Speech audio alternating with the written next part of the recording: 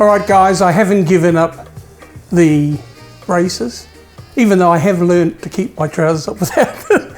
No, it's too hot, so I'm in the short sleeve. I was going to say shut up Ian, short sleeve mode today. And we're making some really nice tarts, just a sort of a French style. So all I've got is some rounds of pastry, just bought puff, absolutely delightful. I always have it in my freezer. It's one of the handiest things to have. You know, you can whip up a nice apple tart, you can whip up these savoury ones, you can make little samosas. You know, it really is the handiest thing to have in your freezer. I don't have a lot in my freezer, but this is one of the things that is always there. So what I'm just doing is I've sauteed some red onion preferably because it's a bit milder, but you could use normal onion, you know, white, brown, pink. Do they have a pink onion? No, I don't think so. And into that, I'm going to do 3 little different flavours. This is sort of like a pastry, you know, the lovely French tart, which we put some tomatoes there. We then lay quite a few anchovies on that.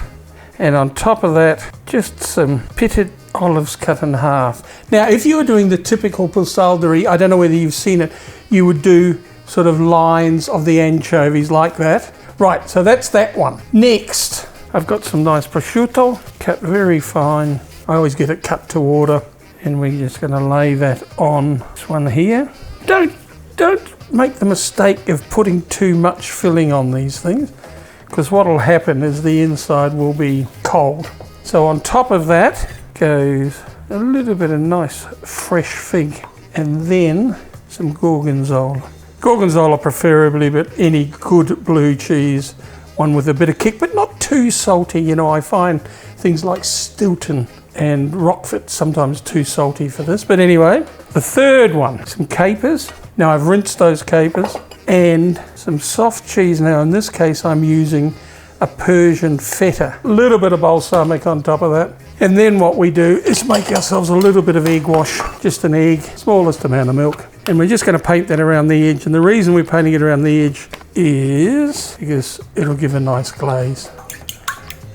Now I always put baking paper down underneath this.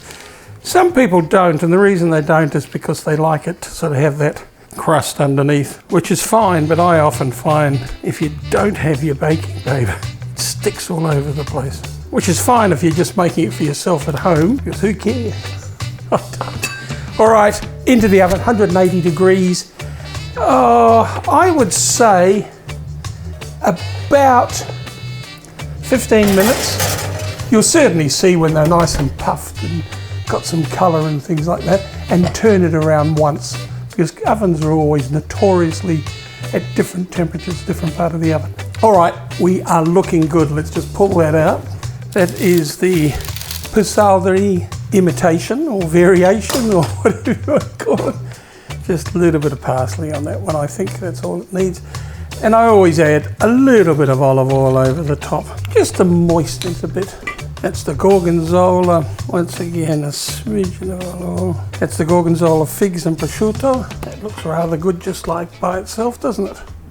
Doesn't need any variations there. Last but not least, we've got our beautiful Persian feta. And on top of that, don't put it on before you cook it. There's nothing worse than hot smoked salmon from the oven. I hate it. That's just me.